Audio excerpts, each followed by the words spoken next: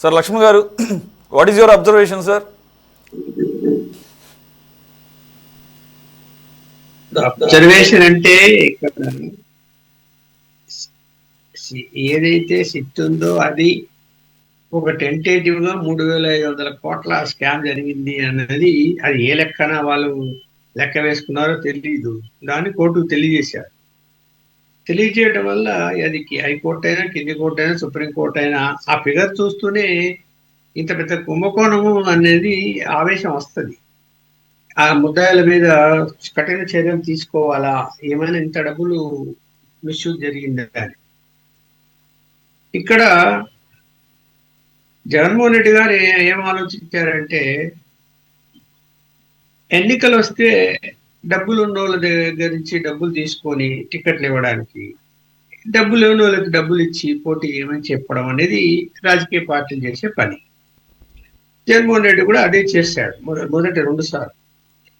తర్వాత ఆయన ముఖ్యమంత్రి అయినాక ఆలోచించాడు, అరే మనమెందుకు డబ్బులు, అరే లక్ష్మణ్ నువ్వు డబ్బులు నీకు టికెట్ ఇస్తా అని తీసుకొని ఇంకొక ఆయనకు ఇదిగో నీ దగ్గర డబ్బులు లేవు, ఈ డబ్బు తీసుకొని పోటీ చేయి అని చెప్పడం ఎందుకు, అలాగే ప్రజలకు ఓటర్లకు కూడా డబ్బులు పంచడం ఎందుకు, మన డబ్బులతో ప్రభుత్వం డబ్బులతోనే బట్టలు నొక్కి వాళ్ళకి ఇస్తాము ఓట్లేయమని చెప్పి, అలాగే రాజకీయ అంటే అభ్యర్థులకు ఈ లిక్కర్ స్కామ్ ద్వారా వచ్చే డబ్బును పంపిణీ చేస్తాము అని చెప్పి నిర్ణయించుకొని, తాగుడుపోతున్న డబ్బును పంపిణీ చేస్తాము, అదే పెద్ద నేరం కాదు, యేసుక్రీస్తు కూడా అంగీకరిస్తాడని భావించి ఉండొచ్చు ఆయన.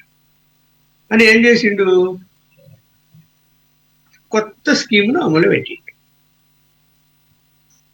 ఆ స్కీములో అసలు ముందు ప్రైమరీగా ఒకటే చెప్పొచ్చు, అది కుంభకోణం జరిగిందా లేదా అంటే 8.5 నుంచి 9% ఆన్లైన్ ట్రాన్సాక్షన్ జరిగింది, digital transaction. Total cash. So ఈ డబ్బులు ఏమైంది, మూటలు కట్టి 3 నియోజకవర్గాలకు ఒకరు ఇన్ఛార్జి, 4 నియోజకవర్గాలకు ఒకరు ఇన్ఛార్జి అని చెప్పారే, వాళ్ళ ఇళ్లకు రాత్రి చేరిపోతుంది ఆ డబ్బంతా.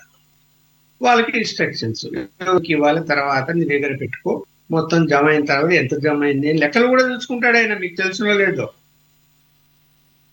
ఆ లెక్కలు చూసుకొని ఇదిగో నీ దగ్గర 5 కోట్లు ఉన్నాయి, 10 కోట్లు ఉన్నాయి, ఇదిగో పలానా అభ్యర్థికి ఇచ్చేసి, లేకపోతే పలానా వాళ్ళకి ఇచ్చేసి, ఆయనకు అనుచరులు ఉన్నారు కదా కొంతమంది, వాళ్ళ అక్కడ పోయి ఇచ్చేసి, మళ్ళీ వాళ్ళు ఎవరికి ఇస్తారో ఎవరికి తెలియదు. సో అట్లా ఈ మేనేజ్మెంట్ చేసిన వ్యక్తుల్లో ఈ అవినాష్ రెడ్డిను గోకాయన వాళ్ళిద్దరు, అది మనకు విజయసాయి రెడ్డి వాళ్ళ ఇంట్లో కూర్చొని ఆ ప్లాన్ చేసిన దాంట్లోనే వీళ్ళు ఉన్నారు. ఉన్నప్పుడు ఇంకా వెరీ క్లియర్, అది దాంట్లో ఏమీ సందేహించాల్సిన అవసరం లేదు. కాకపోతే ఇది ఇప్పుడు ఎవిడెన్స్ దొరకటం కష్టం. ఎవిడెన్స్ అనేది ఎక్కడ కనిపిస్తుంది, ఇప్పుడు వాళ్ళ ఇళ్ళను రైడ్ చేశారనుకోండి, 20-30 మంది ముద్దాయిలు పట్టారు, డబ్బులు దొరుకుతాయి, దొరకవు. ఆస్తులు ఉంటే ఎప్పుడు పాత ఆస్తులు ఉండొచ్చు, కొత్తవి కొనింటే వాటిని సీజ్ చేయొచ్చు, ఈ డబ్బుతోనే కొన్నారు అని. ఈ ఈ భాగవతాన్ని బయట పెట్టడం అనేది ప్రజలకు మంచిదే, కానీ ప్రజలు కూడా అర్థం చేసుకుంటారు ఎలాంటి స్కామ్ జరిగిందని తెలియాలి. ఎవిడెన్స్ దొరకపోయినా కూడా, నగదు దొరకకపోయినా కూడా. కాకపోతే స్కామ్ ఎట్లా లెక్క పెట్టారంటే, ప్రొడక్షన్ లో ఎంత చూపించారు, ఇక్కడ ఎంత అమ్మారు అనేటువంటిది కంపారిజన్ లో దొరికిపోయారు. ఇక్కడ 10 బస్తాలు అంటే 10 ప్యాకెట్లు అది తీసుకొచ్చారు అనుకోండి, అక్కడ నీకు 2 ప్యాకెట్లు మాత్రమే అమ్మినట్టు రికార్డులో ఎంట్రీ అయిపోయింది, 8 రికార్డులో ఎంటర్ కాలేదు. సో ఈ ప్రొడక్షన్, ఎక్స్ట్రా ప్రొడక్షన్ అంతా కూడా అక్కడి నుంచి వచ్చింది. సేమ్ బెవరేజ్ కార్పొరేషన్ ట్రాన్స్పోర్ట్ లోనే వచ్చాయి, సప్లై చేశారు, చీటింగ్ జరిగింది. ఇప్పుడు దొరికింది, అందుకని బెవరేజ్ కార్పొరేషన్ ఎండి మీద కూడా చర్యలు తీసుకున్నారు. అక్కడ ఎవరైతే ఉత్పత్తి చేశారో వాళ్ళ మీద కూడా చర్యలు తీసుకున్నారు. అక్కడ తెలుస్తున్నది 3,500 కోట్లు. వాళ్ళే ఊరికేమి కాకి లెక్కలేని చెప్పి ఉండరు.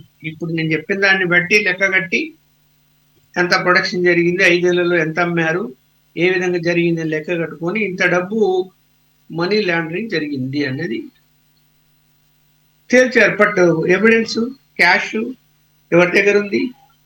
ఇప్పుడు అభ్యర్థులకు ఇచ్చారు, ఎన్నికల్లో ఖర్చు పెట్టారు. ఆడిచ్చిన వాళ్ళు ఇప్పుడు ఏ అభ్యర్థికి ఇచ్చారు చెప్పాలి కదా. అందుకని శ్రీలంక పారిపోయాడు, వాడు చెప్పడు. శ్రీలంకలో ఒక సంవత్సరం నుంచి ఏం పని ఉంటుంది అక్కడ? శ్రీలంక విజిటింగ్ పోతే కనుక ఒక నెల 10 రోజులు 20 రోజులు అన్ని చూసుకొని వచ్చేస్తారు. ఆయన పోయి అక్కడ కూర్చున్నాడు. ఏమో తంతారేమో, తని చెప్పిస్తారేమో ఎవరెవరికి ఎంత ఇచ్చాము అని.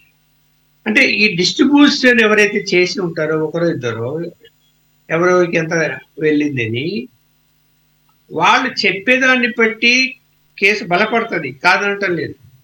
కానీ చెప్పొచ్చు, ఓకే ఉప్పలక్ష్మణ్ కూడా 5 కోట్లు ఇచ్చామంటాడు. ఉప్పలక్ష్మణ్ దగ్గర ఉంటే కదా, ఉండదు. వీళ్ళు ఎమ్మెల్యేలు, మంత్రులు తెలివి తక్కువ, అలాగే పార్టీకి సంబంధించిన వాళ్ళ అనుచరులు, ఆయన అభిమానులు. ఇప్పుడు ఆయన ఎందుకండి, ది గ్రేట్ సజ్జల రామకృష్ణారెడ్డి గారి హైదరాబాద్లోని నివాసము నుండి మనీ ట్రాన్సాక్షన్ ఫుల్గా జరిగింది అన్నది ఇప్పుడు కాదు, అప్పట్లోనే ప్రతి ఒక్కరు ఏదైనా డబ్బు ఇవ్వాలి అంటే కనుక హైదరాబాద్ రావాలా, అక్కడ వెళ్ళి తీసుకోవాలా, లేదు ఇవ్వాలి అంటే అక్కడ వెళ్ళి తీసుకోవాలన్నారు. మరి సజ్జల రామకృష్ణారెడ్డి ఈ కేసులో లేలేడి, ఏమైపోయాడు? ఎవరికి పాయింట?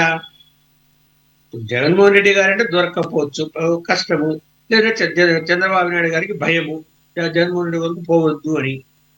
ఒకప్పుడు ఏమన్నాడు నాతో ఒక ఇష్యూలో, రాజశేఖర్ జోలిపోతే ఎలాగయ్యా వాడు నిన్ను చంపుతాడు నన్ను చంపుతాడు అన్నాడు, నాతోనే అన్నాడు. ఇప్పుడు కూడా అదే పాలసీలో ఉండొచ్చు చంద్రబాబు నాయుడు గారు. ఏమో నిన్ను లేపుతాడు, నన్ను లేపుతాడు ఏమో, మనం ఆయన జోలికి వెళ్తే. మిగతా వాళ్ళ జోలికి పోయారా? అదే కూడా లేదు కదా. విజయసాయిరెడ్డి ఇంట్లో, నా ఇంట్లో జరిగిందంటే ఏం కేసు ఉంది ఆయన మీద? మనీ ట్రాన్సాక్షన్ అంతా హైదరాబాద్ లోనే జరిగింది, కోట్ల రూపాయలు, అందరికీ తెలుసు. అది వాళ్ళ డెన్ ఎక్కడుందో కూడా అందరికీ తెలుసు. డెన్నులో పోయి డబ్బులు తెచ్చుకున్న వాళ్ళు చీటీ రాసిస్తే ఆ చీటీ మీద ఆ చీటీ తీసుకెళ్లి డబ్బులు తెచ్చుకున్న వాళ్ళు కల్లారా నాకు చీటీ కూడా చూపించారు వాట్సాప్ లో, ఇదో నేను పోయి తెచ్చుకున్నాము అని. మీడియా పర్సన్ కూడా తెచ్చుకున్నారు పోయి. మళ్ళీ నేను మన వాళ్ళని నేనేమి తక్కువ వాళ్ళనే కాపాడను, మీడియా పర్సన్ కూడా తెచ్చుకున్నారు పోయి. మరి ఇంత జరిగితే కాదు సార్, అన్నిటికీ ఒకటే డేనా? మేబీ ఏమైనా మార్చి ఉంటా, కేటగరైజ్ చేసి ఉంటారు. చాలా కాలం ఒక చోట కొనసాగింది, తర్వాత 2-3 చోట్లగా మార్చారు. ఎందుకంటే వాళ్ళు కూడా స్ట్రాటజికల్ గా పోతారు కదా. ఇప్పుడు కేసీఆర్ గవర్నమెంట్ ఉండడం వల్ల వాళ్ళకి అడ్వాంటేజ్ ఉంది హైదరాబాద్. ఇప్పుడు కూడా రేవంత్ రెడ్డి ఉండడం వల్ల చంద్రబాబు నాయుడు గారు కూడా అవకాశం ఉంది ఇక్కడ. ఇప్పుడు కూడా ఎన్డీఏ కుటుంబంలో ట్రాన్సాక్షన్స్ ఎక్కడ జరుగుతున్నాయి? విజయవాడ జరుగుతున్నాయా? మొత్తం ఇక్కడ హైదరాబాద్ లో. ఎందుకు? అక్కడే ఇన్నే ఉంటున్నారు అందరూ వచ్చి, లాడ్జీలలో, స్టార్ హోటల్లో ఎమ్మెల్యేలు, మంత్రులు వారానికి 4 రోజులు ఎందుకుంటున్నారు వచ్చి హైదరాబాద్ లో? తీమని వాళ్ళ తూర్పుగా తెలుస్తుంది ఎందుకుంటున్నారు హైదరాబాద్ వచ్చి. మొత్తం ట్రాన్సాక్షన్ ఇక్కడే జరుగుతున్నాయి. ఎందుకు? వాళ్ళ అదృష్టం కేసీఆర్ ఉండటం, ఈయన అదృష్టం రేవంత్ రెడ్డి ఉండటం. ఇది జరుగుతున్నది ఇక్కడ. ఇది బహిరంగ రహస్యము. అవినీతి అన్నది కావాలని ఉద్దేశపూర్వకంగానే ఆ స్కీమ్ పెట్టారు. దాంట్లో ఏమి నిర్ణయించాల్సిన పని లేదు. ఎందుకు అడుక్కోవాలి నేను అందరినీ? నువ్వు 20 కోట్లు ఈ తీసుకెళ్లి ఇంకొక ఆయనకి ఇచ్చుకోవడము, వాళ్ళ దగ్గర లేవనటము, సమయానికి ఇవ్వకపోవడం, ఇవన్నీ ముందుగానే వసూలు చేసేసారు. ముందుగానే సంచుల్లో కట్టుకున్నారు, ముందుగానే బ్యాగులో పెట్టుకున్నారు, ముందుగానే ఎవరికి వెళ్ళో వాళ్ళకి ఇచ్చేసారు. అయిపోయింది, ఈజీ అయిపోయింది కదా. బతుకురాడే పని లేకుండా అయిపోయింది కదా. Maybe Mahesh Babu business man సినిమాని ఇన్స్పిరేషన్ గా తీసుకున్నట్టున్నారు సార్. దాంట్లో అంతే, అంతకంటే ఎక్కువ ఉంది, తక్కువేం జరగలేదు. బ్రహ్మాండం జరిగింది. అది కాదండి, ఇప్పుడు కూడా ఆరోపణలు వస్తున్నాయి కదా. ఒక ఫామ్ హౌస్ లో ఒక మంత్రికి పెద్ద ఎత్తున మనీ ఇచ్చిపోయారు 3 నెలల కిందట ఇక్కడ అని హైదరాబాద్ లో జర్నలిస్ట్ అందరికీ తెలుసు. మరి ఏం చెప్పాలి నేను? అందరికి ఫామ్ హౌస్ ఉన్నాయి, చాలా మంది మంత్రులు హైదరాబాద్ ఫామ్ హౌస్ ఉన్నాయి, ఆంధ్ర మంత్రులకు కూడా, ఎమ్మెల్యేలు కూడా లేవా? కరెక్ట్, ఉన్నాయి కదా. కరెక్ట్, మీరన్నీ ఉన్నదన్నట్టు చెప్పారు. రైట్ రామారావు గారు,